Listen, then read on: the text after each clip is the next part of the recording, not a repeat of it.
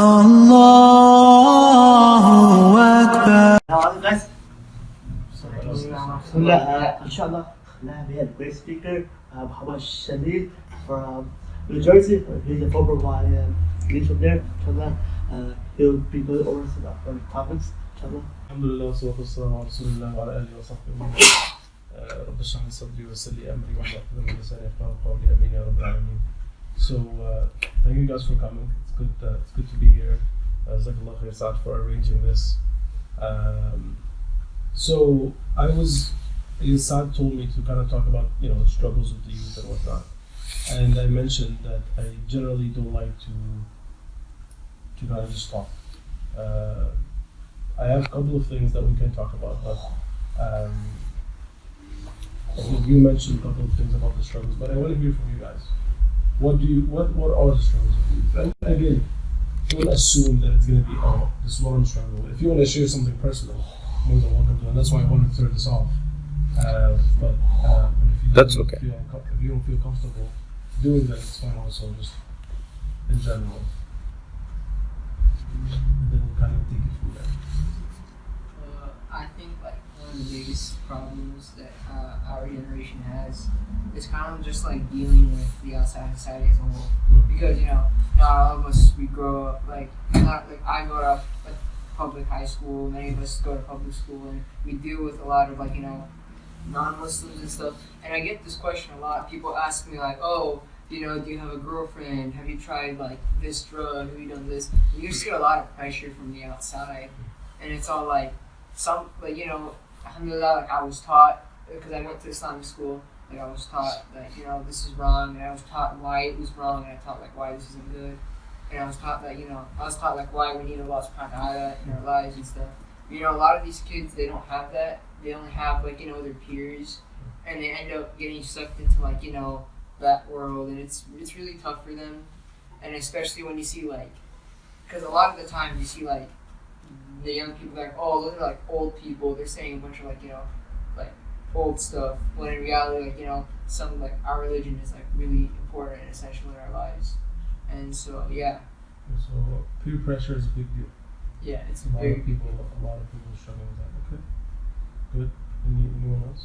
I feel like one of the reasons, it's not an issue that we're facing, but one of the reasons I feel that people are leaving the deen is because like you were saying before, how because of metaphysically and logically people think that there might not be God. But also I feel another big reason why people are leaving the deen is also because of personal issues, especially issue within the family, what I've seen, that someone has left the deen because they're having issues with their parents, and should they go to religion, they ask their parents why is this happening in religion, and then the parents usually respond with, just believe it, let's make dua, or they don't really explain it and try to explain what's going on, so it raises more questions that are unanswered.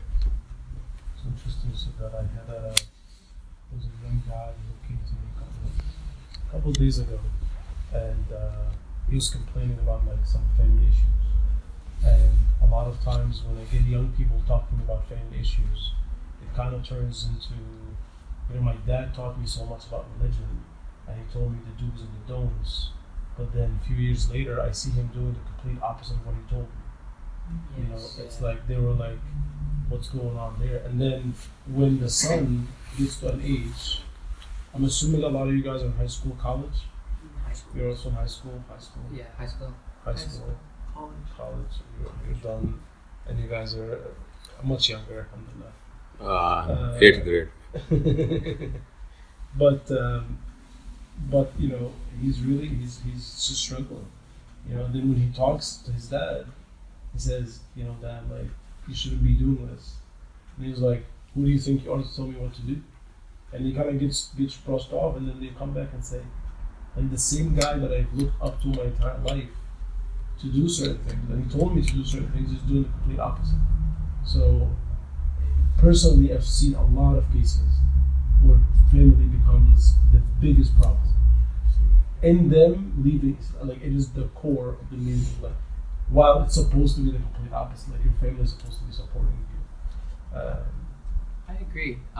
What I think is the biggest issue is because our culture, we don't tell the difference between our culture and our religion.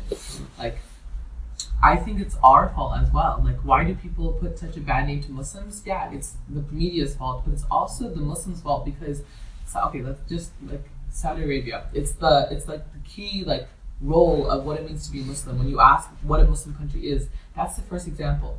And they can't differentiate themselves between their culture and their religion. And a lot of people don't like think that too. They think that our religion like allows violence and allows abuse of women, but like we don't let them know that our religion actually gave the rights to women. Like it's the culture culture that warps our like our intentions to our religion, because like polygamy.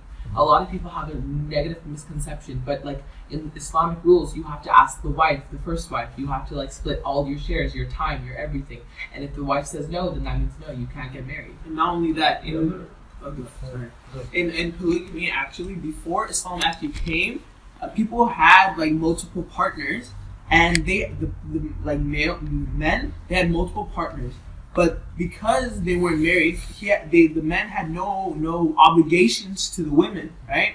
They didn't have to share their wealth. They didn't have to do any of that. But because Islam came and allowed them to have like multiple wives, they were required to provide for the women. If they didn't, then the women would just be left on the street with nothing after with their partner. So Islam actually gave them more rights than people think. Right, think about, and I feel like and like especially for the youth don't realize, like they look at things that Islam says don't do, and they don't actually see the why. Like what I'm trying to say is that they don't see why it's bad, right? Some things they see everyone doing it, they're like, well, it's not that bad, but our religion says it's bad, but they don't really see why. So I feel like that's another reason. And the reason why people leave is because they don't know the difference between our culture and our religion, and then they just assume that Islam is something like that's toxic. Like even in Torrance, there's like our community is not really a community. We have uncles fighting with each other. We have aunties fighting with each other. We have like siblings. We have like it's true. Like in our own community, we have like uncles and like screaming and yelling at each other in the masjid. And it's like masjid versus masjid too. Yeah, and like. Okay, I'm gonna call out Torrance unit like this masjid. Like last Eid, there was 3 masjids that were combining each other. You should have turned this on. That's okay. There were 3 masjids. That's okay. We're gonna have to put everything in so free Eid was speech. on one day. It's a free and speech a bunch of my brother organized Eid prayer at Al Camino College. So sponsored with Al Camino's MSA and a bunch of other like masjids, they came together.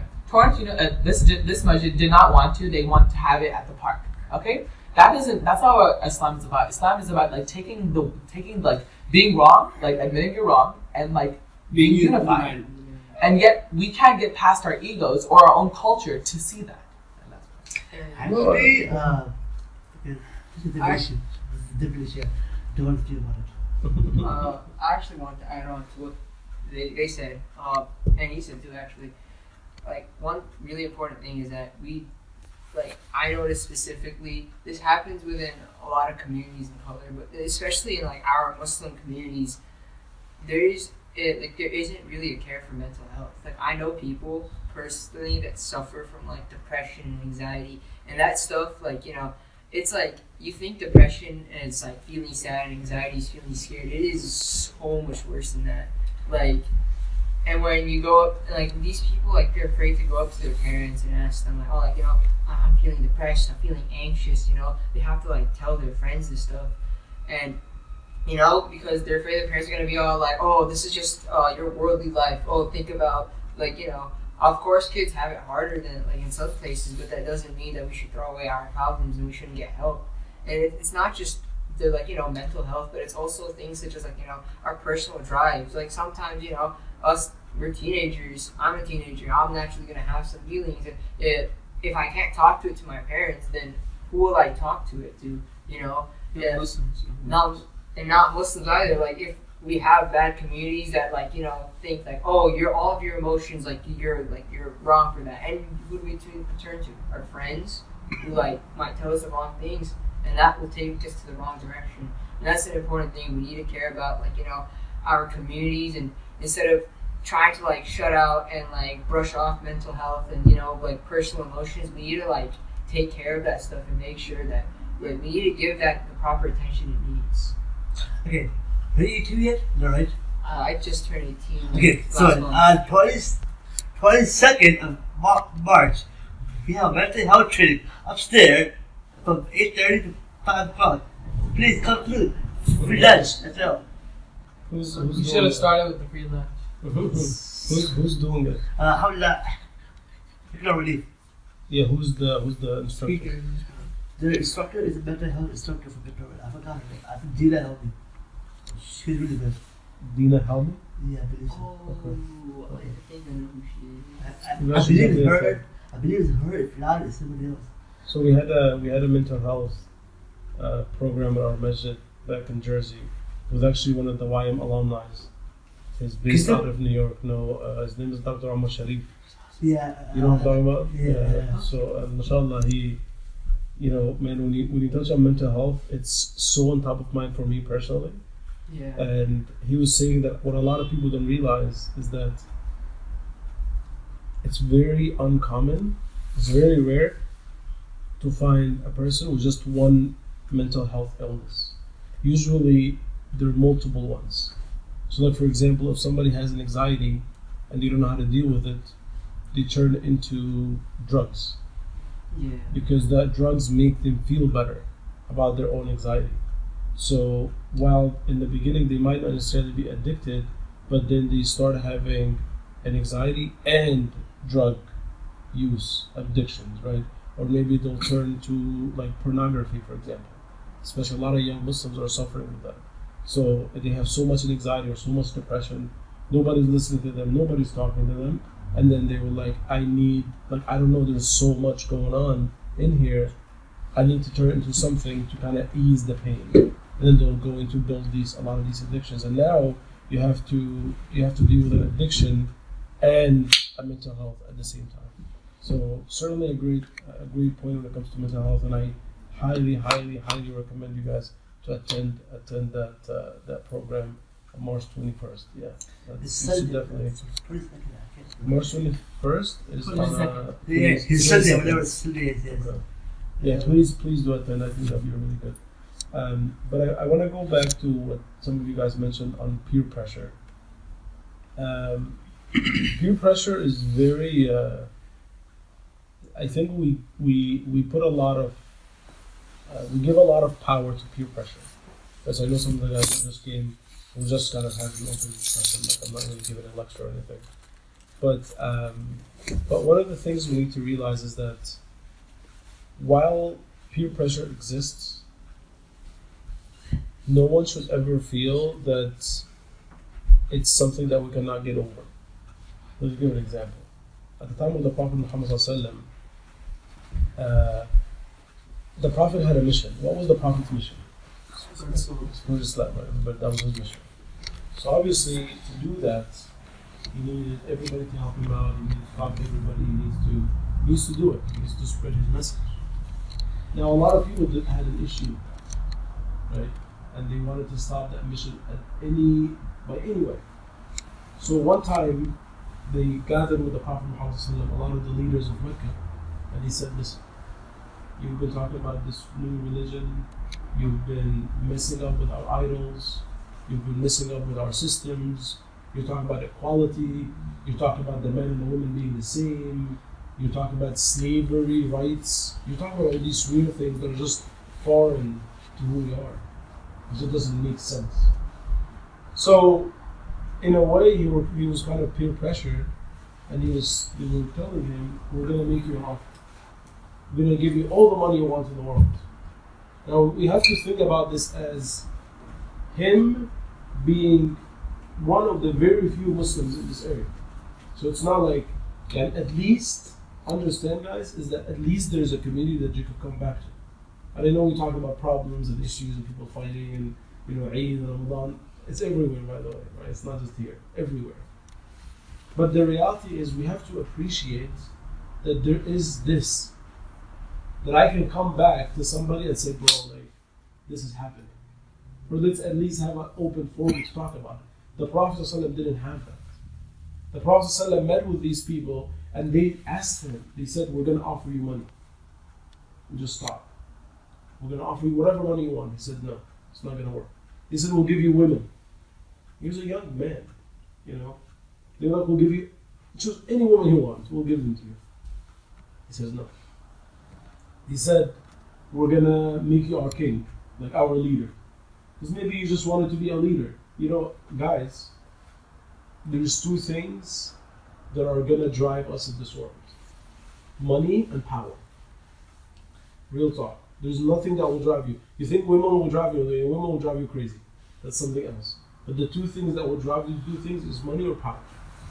Right? You want power and you want money. And that's why when you talk about like people fighting in the masjid, it's overpower. It's that simple, right? And people fight over businesses is because of money. You'll always find problems, especially among guys. It's between these two things. So they offered to the Prophet Muhammad and he said no. And then he said something. There's where we need to, when we're talking about peer pressure, this is extremely important. He said, okay, how about we make a deal with you? You worship our God 1 year, we worship your God 1 year. Sounds fair, because we don't want to find, this is kind of the middle ground in their mind. And then the Prophet ﷺ paused and he was like, I don't know what to tell you. Obviously he knew what to tell them, but he kind of paused, because in that pause Allah subhanahu wa ta'ala reveals Quran. You guys know what Allah subhanahu wa ta'ala, don't answer, don't ask. Okay. Do you know what Allah subhanahu wa ta'ala revealed? It's a very famous surah. Do you know what Allah revealed in that incident? Oh. Yes. One thing against Surah Kafir. So Good job, man. very good. Cool. What's the surah? Do you guys know Surah Kafirun? Allah subhanahu wa ta'ala says, قُلْ يَا أَيُّهَا الْكَافِرُونَ, O you who disbelieve, لَا أَعْبُدُ مَا تَعْبُدُونَ, I've never worshipped what you worship. وَلَا أَنْتُمْ عَابِدُونَ مَا أَعْبُدُ, and nor will you ever worship what I worship. وَلَا أَنَا عَابِدُ مَا عَبَدْتُمْ, and never will I worship what I will worship what you worship. وَلَا أَنْتُمْ عَابِدُونَ مَا أَعْبُدُ, nor will you ever worship what I worship. لَكُمْ دِينُكُمْ وَلِيَ دِينِ, to you is your religion, to me is mine. Now why do I mention this story in the context of peer pressure? If you want to talk about peer pressure, understand that part of our religion, part of our identity, to be different from other people. It's designed that way. And different is never bad, by the way. It's when other people make you feel bad, like when somebody talks about polygamy and make you feel weird. They corner you in a way. You know, like one of the guys, I don't know if you guys ever had that. You ever had the cousin marriage conversation? Yeah. Not 100%. I'm getting Two people in the house. Right? What do you guys say when somebody brings that up? Especially non-Muslims. What's like arranged marriages?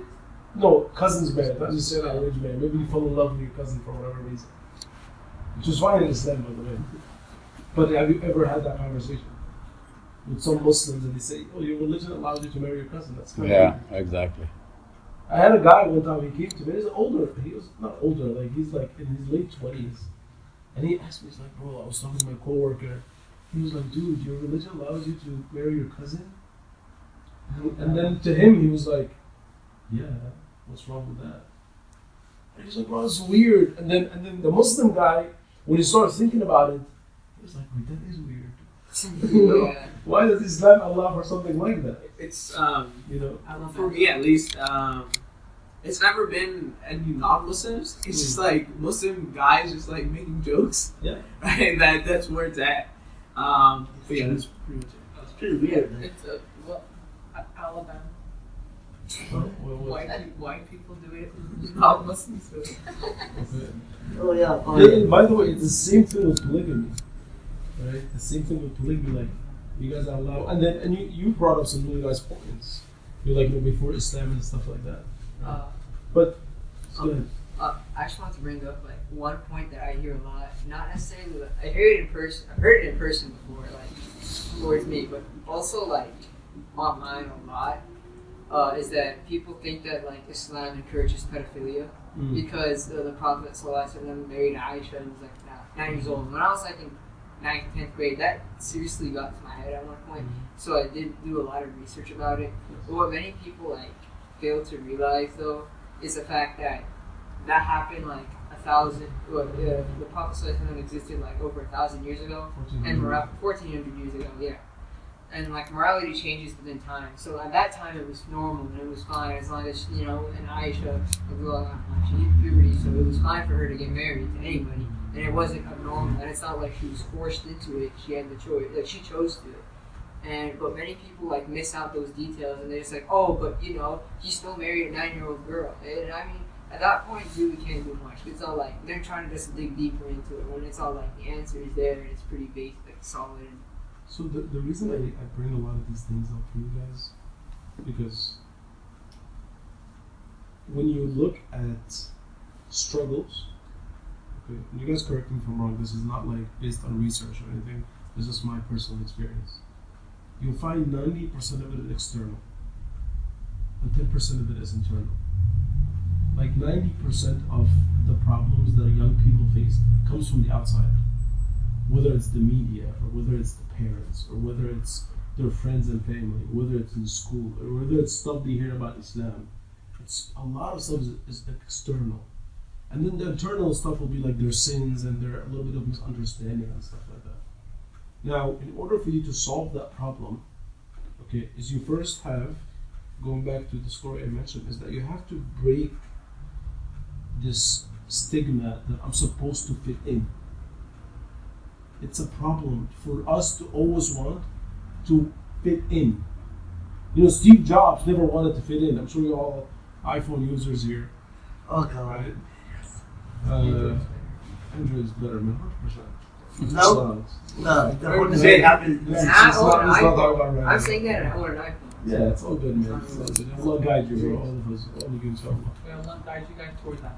I can't even say anything to that. But talking about Steve Jobs, he never tried to fit in. Like if you actually look, let's talk about Malcolm X. Let's talk about Muhammad Ali, right? Let's talk about LeBron James or Kobe, right? Let's talk about nobody who reached a level of greatness that we know of ever tried to fit in. Then why we as Muslims are trying to fit in, right? Wallahi guys, as soon as we make that recognition, and this is for all of us here in this room, but also in your communications with everybody around, your friends, your boys, your siblings, brothers and sisters, understand that it is okay for me to be different. Because different can be taken two ways. It could be weird or it could be unique. And it's all going to depend on how you are, not how people perceive you. Right? So, when the Prophet Muhammad was asked to worship Allah for 1 year, and for them to worship Allah for 1 year, and he will worship their God, he said, no, we're different. You guys got your way of life, I got my way of life. And it's designed that way. And now, at one point, the companions were feeling some sort of pressure. Because living as Muslims 1400 years ago was 100 times more difficult than today. I promise you guys, nobody is afraid to walk out of this door and you have somebody waiting for you who's going to lash you. Right? Or somebody's waiting for you who is going to kill you or kill your mom or whatever. Yeah, we have issues, we have struggles. To understand the beginning of that struggle, to be able to understand how to deal with it, is to say, it's okay. I'm Muslim and this is just who I am. Let me deal with everything else. Let me deal with my misunderstanding. Let me deal with how, does polygamy make sense? Does marrying my cousin make sense? Does, the Prophet's marrying Aisha at 9 years old make sense? Does, family problems, all of this make sense? Well, first understand that what is the context of my understanding? Am I thinking about it from an Islamic perspective or from a California, LA, Western perspective?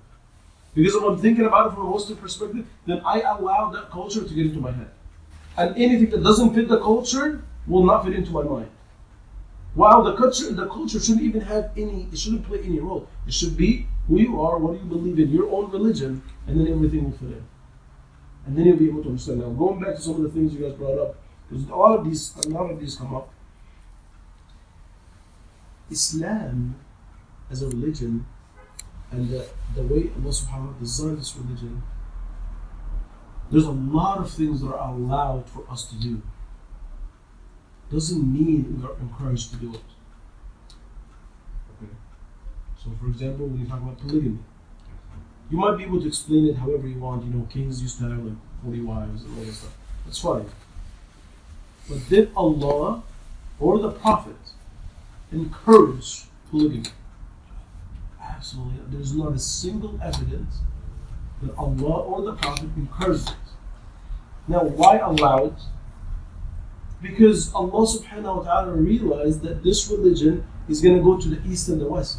Allah knows that this religion is going to go to the east and the west. Now, in America, it doesn't make sense for you to marry 4 people. But in so many other parts of the world, it makes perfect sense. It absolutely makes perfect sense. And now, if I am trying as an American, because I'm enlightened and I'm better than everybody else and I'm the smartest guy in the room, I want to say to a guy who lives in West Africa that there's 5 women whose husbands were killed, and you already have a wife, so they just have to go and live in the streets because you cannot marry any of them. Well, how is this fair? Right? Think about wartime. Maybe, alhamdulillah, we're not in a war, but think about wartime, just as an example. Right? Guys go to war, half of them come back. And now all these guys that died have kids, have wives. Now what happens to these wives? Well, you're going to hope that a lot of them have PhDs that can go and work. Right? Which obviously doesn't happen. But the reality is Allah allowed you, so when there is a benefit for society, for a man to marry multiple wives, you're allowed to do it. But if it becomes just because you're a pervert, and you want a blonde girl, and you want a brunette, and you want a black girl, and you want an Asian girl, and you're like, let me just marry 4, then that is exactly what Islam said not to do. Because then it just becomes about us guys being animals. You know? And that's what the West portrays. When you talk about polygamy, they were like, Muslims are animals, and they're perverts. Right? But no. Let's step back for a second. Because if Allah wants us to do that, He will give us a reward for marrying multiple wives. There's no reward. You're actually at more risk in going to hell when you marry more than one than going to Jannah. True story. Like, I'm not even lying, man. There's a very serious hadith about a man who marries 2 women, okay, and he's not fair between both of them. Allah says there's no place for them except hellfire. Now go marry 2. Yeah, I'll tell you guys, I'm married 1, man. It's hard, bro. It's not easy, you know. Good luck trying to find one in the first place, and then worry about. But the idea is like, especially when you're talking to non-Muslims, they want to corner you. Don't let them corner you. Don't let them put you in a place where you feel uncomfortable. You know, the same thing with cousins. You know what I mean? How many of you guys know somebody who's married to their cousin? Okay. How many of you guys have these relationships are like terrible relationships and they're beating each other up? 1. Okay. What about the other relationships? You guys are good, happy, with family, with kids? I've had it. Wait, Huh? what was the question? No, for those that don't know somebody who married to their cousin. Who don't? Who do you know somebody who married to their cousin? They're like, they're fine, It's they're happy, they're happy. Everything's No, fine, right? yeah. They're not beating each other, they're not shooting each other in the head. Right? No. Everything's fine. Ah, that's fine. Then if again, the idea here is that what makes it not okay? And why are we forcing somebody, again, going back to the Aisha situation? Was she actually 9? That was a big point. Right? Was she actually not? Understand that 1400 years ago, there was no papers or times. People used to just walk around the day, oh, the sun is like this the whole time. There's no clock. So people didn't even know where they were born. Right? The Prophet Muhammad ﷺ, do we know when he was born? No. We know because he told us. You know what I mean? But they used to mark their age as a big event. So for example, Amul Fil, the year of the elephant, is a year when the elephant was attacked the Kaaba and Abraha and all that story. Right? This is when the Prophet was born. He was like, I'm born in that year. When exactly? Because the beginning of the year is the end of the year, and he was just born around that time. Everybody else was exactly the same. What's surprising to a lot of people don't know that Aisha was engaged before she married the Prophet. Right? She was engaged before she married the Prophet. Okay, I wanna talk about one minute. If you Google today, age of consent in the state of Delaware in 1880, how much? 7-year-old. Age of consent, 7-year-old. How that's possible that 100 years ago, the entire American society was a pedophilia society? What? How? Wait, can you what explain that? Yeah, wait. How do we like? So how did they get the age 9? Yeah. Yeah. Like So there's a hadith that says, I was 9. oh, okay. So Aisha says, I was 9. But she doesn't know herself Because there's no dates. Like, she could have been 12. There's actually another narration that is not After 12. very strong, where she saw it 17. Yeah. There are 3-4 opinions on it. One is 16 and 19. Somebody says because the way Ashra or whatever the way the Arabic word, the 10, the 6 and 9, the 16 and 19. That's one version of that. Other one was when the Battle of Badr took place. Prophet ﷺ asked everybody who is under 15 or something cannot fight. Aisha radiallahu was fighting in that. That means she was above 15, So another second position on that. And the third is in the Mishkat. There is a book actually very popular in India, Pakistan. Say the Asma, the sister of Aisha, she died at the age of 100. And then their difference between them was a 10-year, and when she migrated from Makkah to Medina, at the time was 27 she calculated it. The 27 minus 10, the Aisha must be 17-year-old. So there are 3 calculations are there, 19, Even if she is 17, 9, no. it'd still be okay.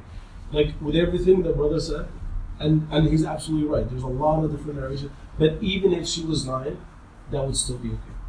See, the idea, guys, especially when you're talking about with non-Muslims, and because these stuff sometimes come to us, and they really get to us. You start questioning yourself, like, is this really how it's supposed to be? This kind of doesn't make any sense. Understand that they are doing this on purpose, right? And the moment you ask them one question about the religion, they freak out. So don't take a defense, be on the offense, right? Ask them, why do you believe in God? Why not? Just live. Right? I mean, ask them these questions, let them think, and then you wouldn't let them kind of corner you. You had something to say. You had something to say before. I was asking about how do we know her? Oh yeah, thanks. Yeah. Did you have something to say? Yeah, I'm just kind of confused because, like, in the media, they jump around 6, 12, 9. And again, the age is not really an issue. No, the Christian culture, Jewish culture, they admit that. They never make an issue. The religious people don't make an issue. The other people make it. They know it's acceptable norm, actually. If you ask any Catholic Christian and Jewish Christian, the Orthodox position, they know. Because at that time, these ages were common. If, let's say, Prophet ﷺ has done anything wrong, that was the biggest negative point to attack him in a way. How could you marry this young lady, And people would have lived him, actually. Or the Jewish people or Christian community or those, they would attack him because of this reason. But they didn't. So that means that was totally normal, actually. And moreover, Hazrat Aisha's father, he willingly gave her hand. Yeah. So why would any father do that?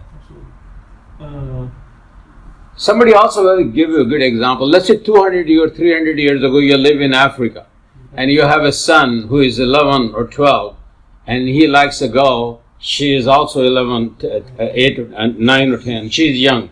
She reached puberty, and they love each other, and they want to marry each other. Would you say no? Because they're nothing. They're not going college or university, doing nothing. That's the life they have. They're living in this life. So that's basically it.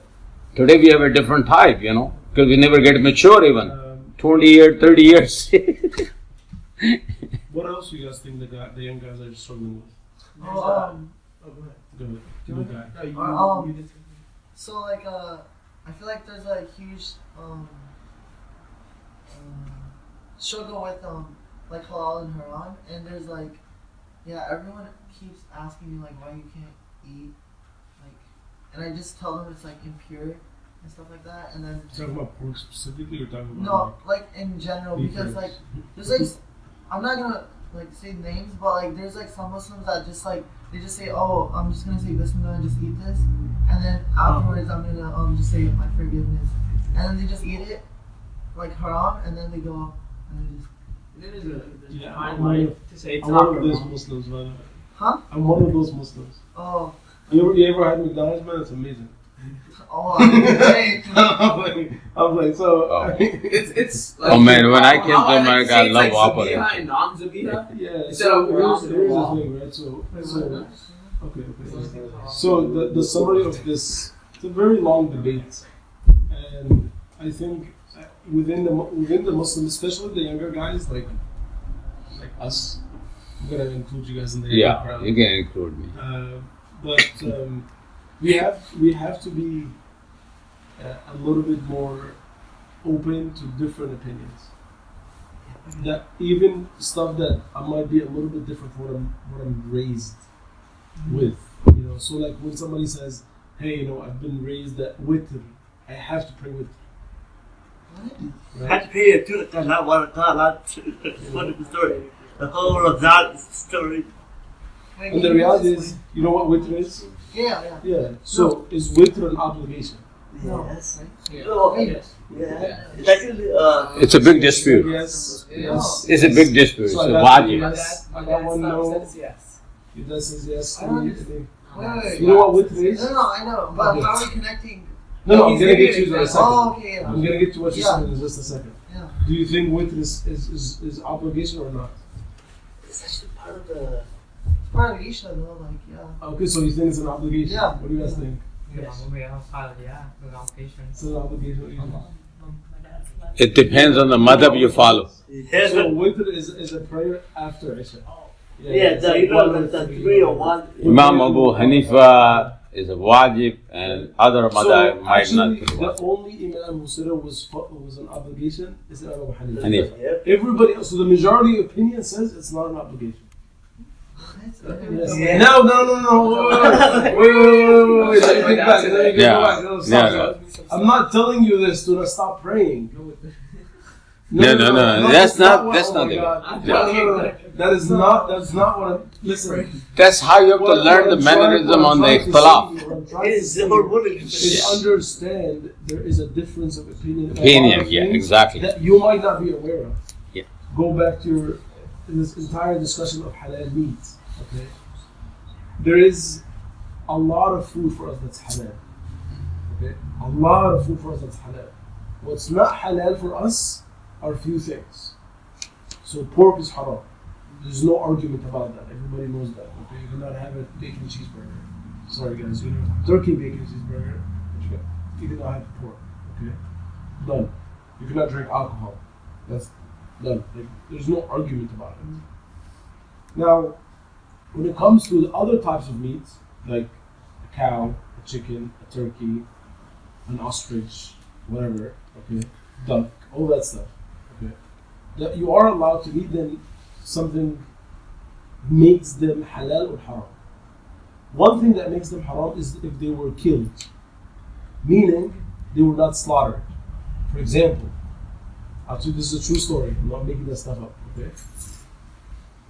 About 17, 18 years ago, it was Eid al-Adha, the second Eid, where a lot of us sacrifice animals and eat them and whatnot. My two uncles, each of them had a goat. And we bought it like a few days before Eid, and we had them in the basement in our house. And we used to live like in these massive buildings back in Egypt. And they had them in the basement, and they're kind of feeding them and taking care of them until the day of Eid. Came the day of Eid, we took one up to the roof. We slaughtered it, we cleaned it up, and then we brought up the other one. When we brought up the other one, it jumped off the building. Right now it's a six floor building. So it jumped. So now when it jumped, obviously Died. it didn't die actually. Oh yeah. Me and my cousin ran down and it was still alive. Okay, so my uncle threw the knife from the top and we slaughtered it. We caught it before it died. Now, if we would have been dead, then we would not be able to eat it. But we slaughtered it before it died, and that's what the difference between al-lahmul mayyit, the dead meats, and a slaughtered animal. So if that goat would have died from obviously jumping from a 6th floor high building, so that just goes to garbage. You won't be able to eat it. So meat, you're walking down the street and you see a dead cow to the side. You can't just take, a steak and go cook it. You can't do that. It's dead. You cannot eat it, right? But the shape of that 6 foot fall, it could be injured, Yeah. Huh? It could So be. injured meat are okay. But the thing is this, the sacrifice Yeah, I know, made but- for the qurbani has to be correct in all aspects. No, absolutely. For But- Eid, for Yeah, Eid. yeah. That's So another thing is the hunting feeling is safe- another thing. Is feeling safe or feeling not any pain, is this a condition for the acceptance of the qurban? No, it's not. It's not a condition. Understand, a condition invalidates the qurban. No. That's what the guidelines of the Prophet Muhammad ﷺ. Feed it, take care of it, make sure it's Yeah. not afraid, but it doesn't make it haram to slaughter if it jumped off. You see what I mean? So there's a difference between what the Prophet recommended and some of the obligations. I want to go back to this question. It's about It's about that, yeah. Yeah, but what if it's not slaughtered? That's what. Okay, very good. Now, back in the day, a lot of the chicken that you would buy, like, different stores, Costco, Sam's Club, Walmart, whatever you guys have around here, they used to be electrocuted. So the chicken would be like in massive pots with water or whatever. There'd be like hundreds and even thousands of them. And then they'll just connect to electricity and they get shot and then they die. Yeah. That's haram. Yeah. Because that's a dead chicken. It's not slaughtered. Yeah. Now, a while back also, I'd say probably maybe 8-9 years ago, the FDA, which is the organization that kind of takes care of the regulations of the meat and whatnot, all that stuff, they recognized that there was actually health issues with the meat that gets electrocuted, the chicken that gets electrocuted. So they banned it completely. So Muslims, non-Muslims, slaughterhouses, there is nobody in America who can do this to chicken anymore. They all have to be slaughtered. So they created these machines that basically hang the chicken and they all get slaughtered. Muslims and non-Muslims. Is that permissible though? Like I thought it was. So for chicken, isn't it they have to cut like the two? Vertical. Wait. And since the neck is so small, isn't it very hard to only cut those two? Like No, it's no, not if supposed to. you you cut the whole thing, It's done. You can. I thought you're You not can allowed cut. to take the chicken. Yeah, you can. You can. It's for verticals and horizontal. Wait, but what about like Chick-fil-A's small. No, wait. That's not even the whole discussion. You know what I mean? So now, hold on. Okay. So now becomes so slaughtered. It's not dead meat. It's something we're able to eat. So like understand the levels. Now there's another level, and that's the level. Like everything I mentioned so far, there's no disagreements. Like no scholar said you can eat pork. No scholar said you can eat a dead animal, right? And now the third level says, right before you eat it, what happened to that chicken? For example, did somebody sacrifice that chicken for like Jesus? So somebody went and said, I'm going to kill this chicken for the name of Jesus. If you know that for sure, then you cannot eat it. But Allah subhanahu wa ta'ala in the Quran, explicitly He says, وَطَعَامُ أَهْلِ الْكِتَابِ حِلٌّ لَكُمْ. The food of the people of the book is halal for you. Okay? The food of the people of the book is halal for you. The people of the book are the Christians and the Jews. So there are many circumstances at the time of the Prophet Muhammad where he was invited at a Jewish man's place and he would offer him food. And there's not a single narration that mentions where the Prophet says, is this zabiha or not? Did you say Bismillah or not? Right? Now, here's the other side of the argument. Allah also said that anything that is slaughtered in other than the name of Allah is haram for you. Okay? Yeah.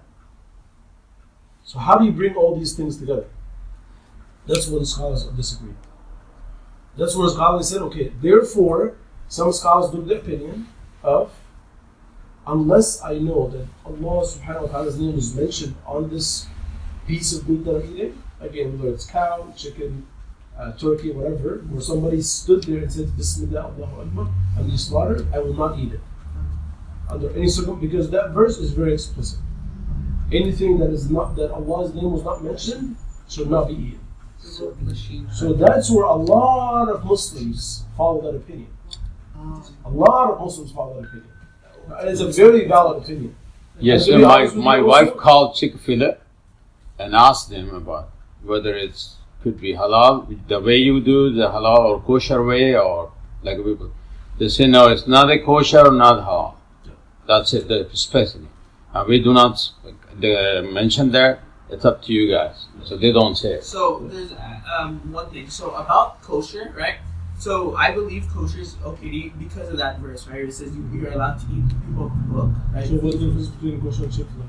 So no, that's what I'm saying. For kosher, actually the Jews actually follow strictly, right? That the thing, right? Exactly. They whatever it was said, that's how they follow it. But the thing with the Christianity is they don't actually follow the guidelines that was provided by them, right? Exactly. That wasn't a condition, right? Allah says, listen to the verse. Don't reinterpret the verse. Allah says the people of the book, their food is halal. He didn't tell you you have to be religious. There's nothing about it being religious. You know what I mean? Yeah. If a guy named Muhammad who doesn't pray, he doesn't do anything, he has no identity in Islam except that he just sits in Bismillah Allahu Akbar. Okay, I have a question. Right? You mentioned like machine cuts, like that's okay, but what like? Okay, I'm confused. And the whole other debate. Bismillah. No, I'm trying to find out if I can eat Chick-fil-A. That's what's happening. So here's the thing. And obviously, I don't want to come here and cause an issue in the community. And I know we have to leave. But Well, this is just like a free speech, free talk, opinion. There is no fake issue here. Nobody make any ruling. Again, That's my disclaimer here, because we just bring the thoughts here. and I've got in trouble with a lot of uncles before by saying this. Okay, I've had Chick-fil-A a lot. It tastes amazing. I'm telling you. You know what I mean? But here's the reality. Here's the thing. If you have been Zabiha your entire life, Feels weird. don't change. You're gonna feel weird. You just really feel gonna hate weird. that shit. I've had so many of my basic friends, and they'll try it, but they're like, man, I just feel haram. This is so haram. Every time I think about it, I'm like, yeah, it's not. So don't do it. It's gonna feel weird to you. Just go to You Dave's. know what I mean? Yeah, let's go to Dave's. Let's go right now. No, it's just like, Last question. Last question. or comments? it's just that's like a comment, but like demographically, a lot of like the farmers that would like cut chicken, like just demographically looking at the stats, like a lot of them are like rural, and like the rural and like rural areas tend to be more like conservative, like politically, and the conservatives tend to be Christian, so they would be Christian. But like my biggest thing is like, do they cut like the chicken under like Allah's name? Allah's name could be like God, God, right? just like, even God's name. But again, this was not a condition. You guys have to deal with both verses separately. So the verse says, anything that Allah's name was not mentioned, anything that Allah's name is not mentioned, don't eat it. That's one verse, and that's the opinion you all follow. Okay. That's fine, follow that opinion. The opinion I follow, and a lot of my awesome brothers and sisters also, is that the food of the people of the book is halal. Now, there was no hadith. When the Prophet was served some food by a Jewish man, he said, did you do this properly? What exactly did you do when you cut that chicken? See, one thing, share. The people of the book, when you say Rasulullah time, the book could be there. I do not know after 300-400 years later they were Mark, Luke, and Matthew. What they got? What they got? Book? I don't know. Just like a Shakespeare, I'm the people of the book. I got Shakespeare. What kind of book is this? Very good. Allah never gave Mark a book, Luke, Matthew. Never mention Allah, these books were given to these people. So which people of the book? You guys agree with his question? Yes. That's what I was That's gonna my question. Very good. Because we know that the Quran was back passed up. down was like Let's it back wasn't up changed. time. Okay? Historically, all of these changes happened way before the Prophet ﷺ came. Yeah. And Allah still called them Jews and Christians. And the Prophet ﷺ still dealt with them as Jews and Christians. Even though Luke was around, Mark was around, the Gospels, all of this was already there way before the Prophet came. And still Allah called them Jews and Christians. He didn't call them something else. Right? So this is where also a lot of a big misconception about. Right? And subhanAllah, I asked that same question to one of my teachers. SHALLAN is one from Chicago. And he says when you study history, okay, you realize that when a lot of these things change, it's when the Prophet came. Like our Prophet ﷺ came when people distorted their entire religion. If Christianity was there strong, why would Allah subhanahu wa ta'ala send a prophet? Prophets came when an entire nations abandoned their religion. So all of the distortion of the Bible and the Torah, all these changes happened way before the Prophet ﷺ came. And yet he still called them Jews and Christians. He didn't call them something else. The last thing, I promise. Yeah, the last thing. So Yeah. it's the same. It's on the same topic, but there's a little like something else. So, I have one of my friends. He eats like non-zabiha, right? But when I was talking to him about zabiha, he's like, "Oh, the thing I know what I'm doing is wrong, right? Mm-hmm. But he still does it."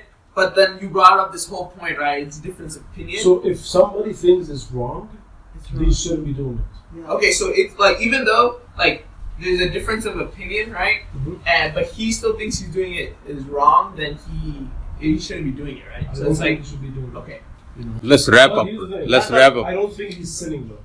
okay, I don't think he's sinning because I cannot tell somebody is sinning if Allah allowed them to. yeah, we're not judging. Yeah. So if I go to a Jew's house and you bring Chick-fil-A, can I go eat that?